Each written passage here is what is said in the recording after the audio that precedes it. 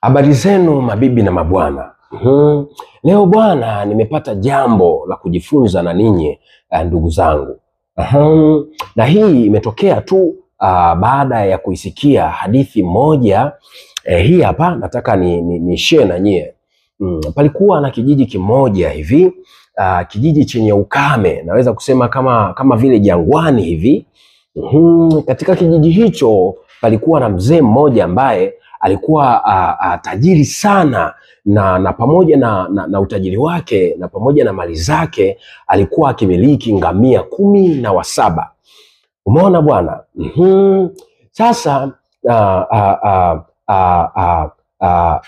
aliwatumia ngamia hao kama usafiri.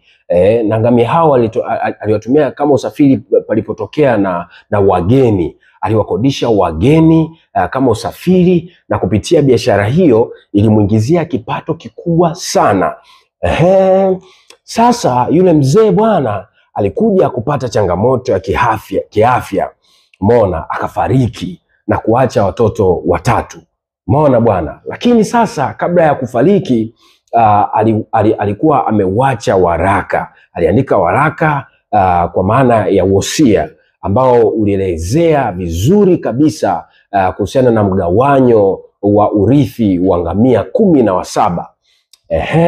Sasa katika shughuli hiyo ya kugawanya ngamia wale, alieleza kwenye wosia ule kwamba watakaohusika katika kugawa ngamia ni wazee wenye hekima pale kijijini. Umeona, pale kijijini kulikuwa kuna wazee wenye hekima, wazee ambao walikuwa wanaaminika na kijiji kwamba ndo watatuzi wa changamoto zito katika jamii.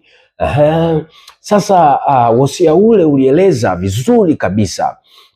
Wazee sasa wakaanza kusoma mbele ya wanakijiji kwamba mtoto wa kwanza atapewa nusu, yani 1/2 ya ngamia 17, na mtoto wa pili atapewa ngamia 1/3 ya ngamia 17.